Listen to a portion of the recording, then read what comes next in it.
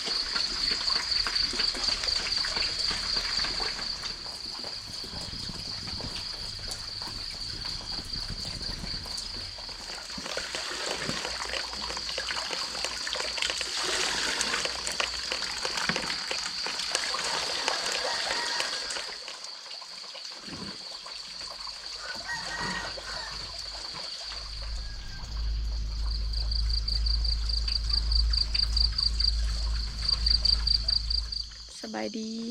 สวัสดีพ่อแม่พี่น้องสบายดียามเช้าตอนนี้ฝนกะเช้าตกแล้วฝนตกแต่เมื่อคืนนี้แต่ตอนประมาณ2 โมงเลยแหละจนฮอด5 โมงเช้าตอนนี้กะเช้าตกแล้วและบ่พันเพิ่นกะไปเบิ่งกาน้องดากะสิไปเบิ่งคือกันกานะวานแล้วเมื่อวานนี้ตอนแรงและตอนกลางคืนฝนก็ตกน้องดานึ่งข้าวสุกและบ่พานเพิ่นกะต้มหอยได้เมื่อคืนนี้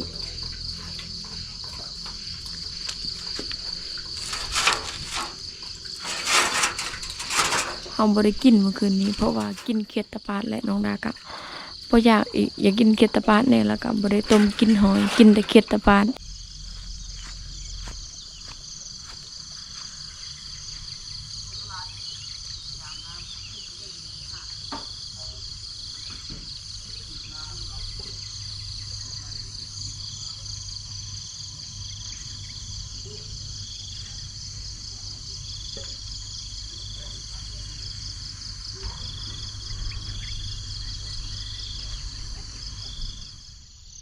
กาเฮาน้ำท่วมหมดเลยฝนตกแห้งน้ำท่วม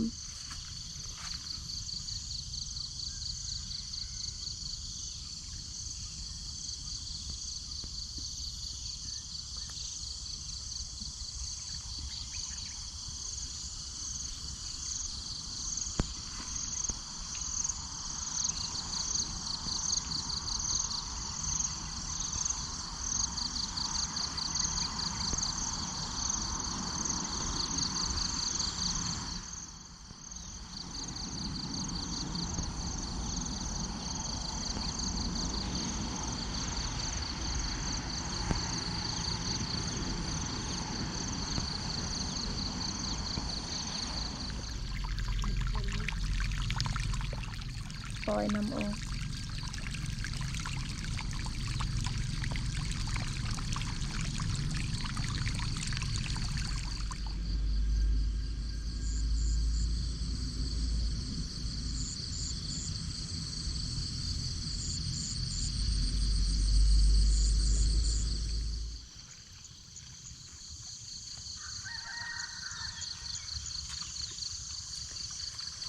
ถือขุมาสิไปเบิ่งมะม่วง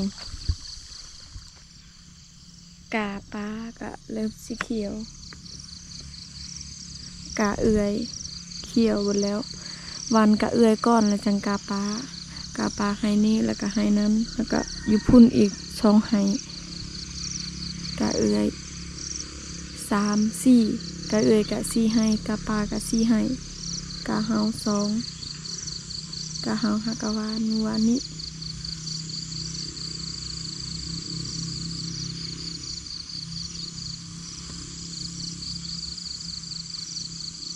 ถ้าเฮาวานพร้อมกันกะนาเฮานี่บ่มีน้ำ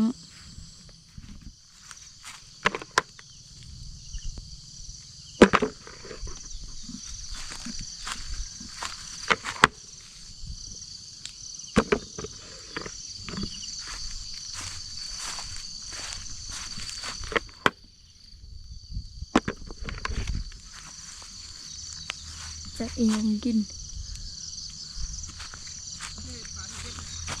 ปลาถึกเว้นอยู่ไส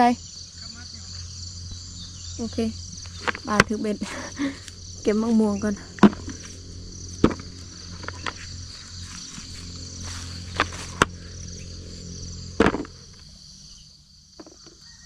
เข้าไปเอาเลย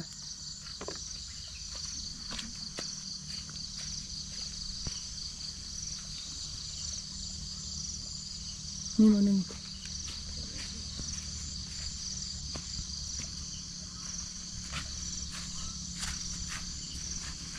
ซื้อเข้าไปเลยก็ได้เกิมบลม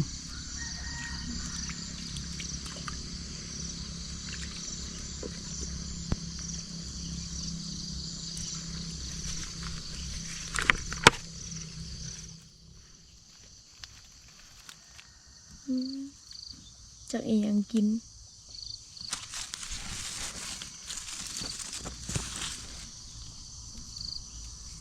สวัสดี พยายามเบ็ดเพิ่นว่าเห็นปลาถึกแล้วตัวหนึ่งปลาหยังปลากดมีคือกันเนาะ ตัวเขาแข็งที่นี่เนี่ยปลาครึ่งมันมาให้เลย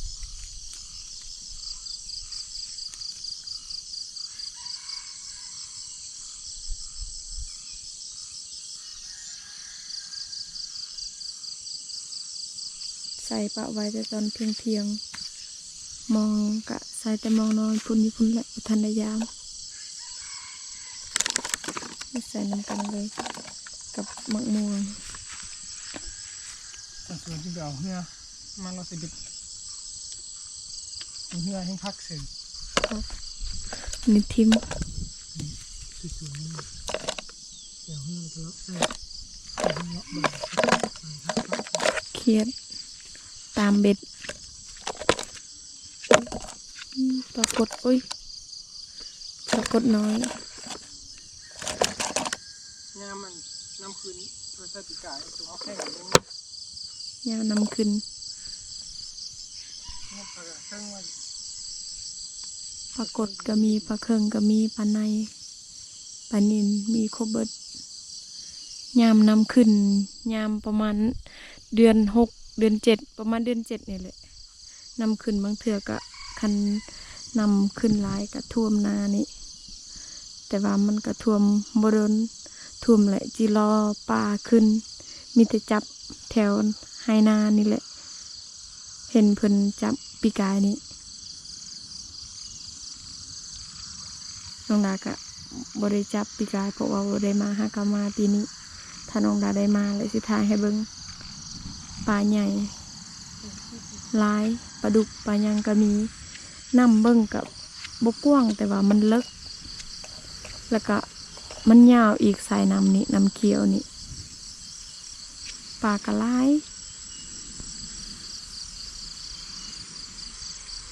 แล้วก็เป็นน้ำธรรมชาติ อ๋อเดี๋ยวมองเยอะมันเกิดว่านพักนะเป็นตัวคนปลาออกให้ ใส่แต่มองปลาซิวคันใส่มองใหญ่ได้อยู่หนาวลงน้ำแต่เช้ายำมองปลาซิว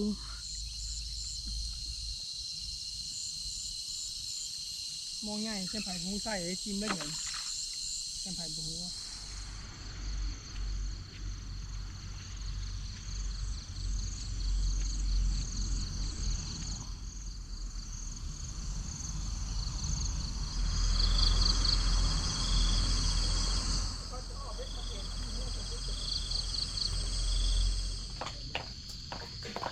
มองน้อยได้แต่ปลาน้อยถึกบ่ร้ายเนาะ นี่สื่อลูกนี่สื่อแค่มือไว้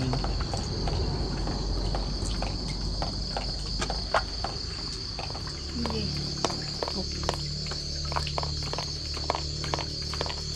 มันมีไข่บ่ยังมี ยืดก็อย่างปลาไข่ปลาไข่เลยปลาให้กระต่ายไข่โลกในปีที่นี่ปลาในตายไข่โลก ตายแค่มอง ไข่โลกมันตายนี่ มากันเลย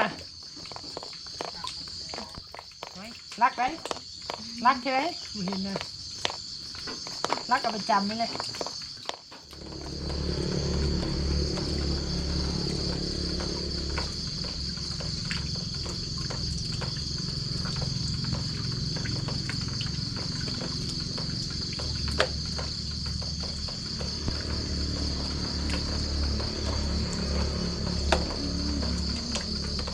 ผลงานยามมองตอนเช้ายันเบ็ดได้ปลาตัวเดียวแล้วก็ยามมองได้ปลาหลายตัว ติดตัวมาลาย3หลังคลอที่อะไรนะมันตุ๊กนิดเลยพอเนาะเอาบอก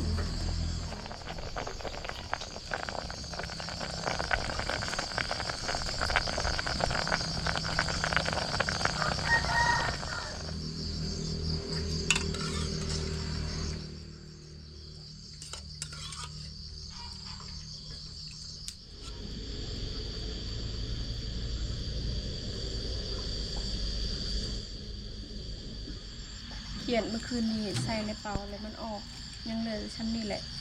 แล้วก็เขียดตัวปิ้งบริกินเมื่อคืนนี้กินแต่ปนมาเด้อพี่น้อง คำกัน กินข้าวน้องกันอาหารมื้อนี้มีปิ้งเขียดแล้วก็แกงปลา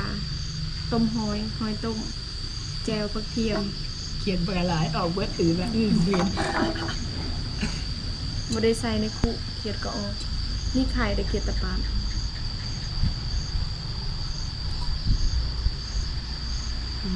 เราไม่ใส่เลยนะ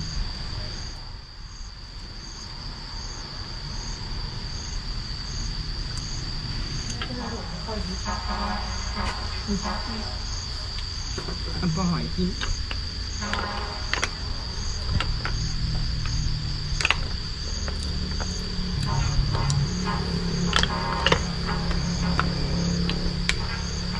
จะมีป้อง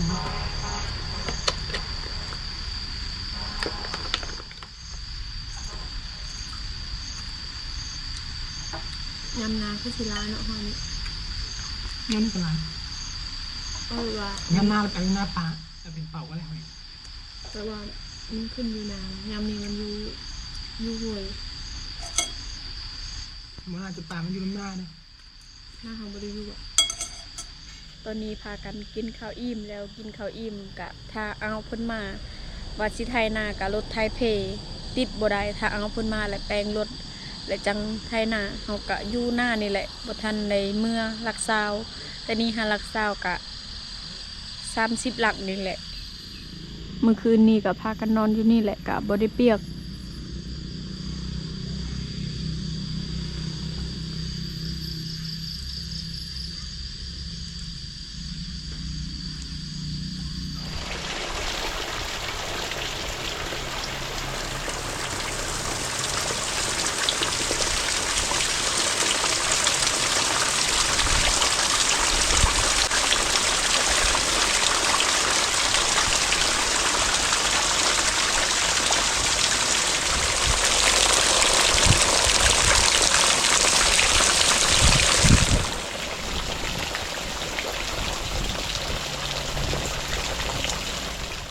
ฝนตกบ่หยุดเลยมื้อนี้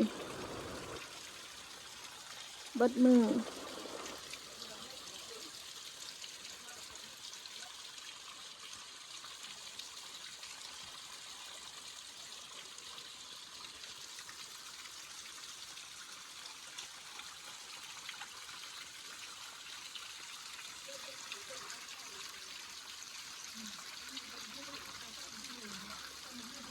หากะมาแต่เฮือนเอาแหละบ่ผ่านเพิ่นกะ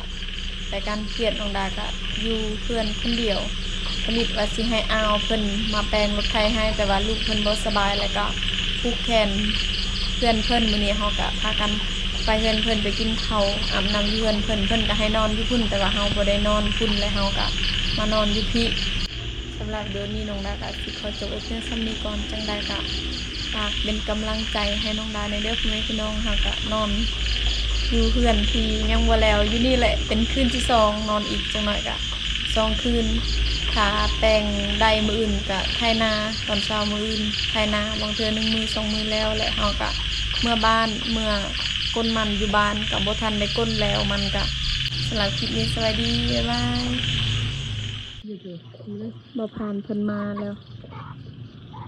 โอ้ได้อึ่งน้ำเนาะได้อึ่งได้เขียดตะปาด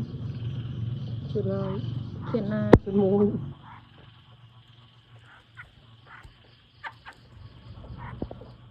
กองก็มัว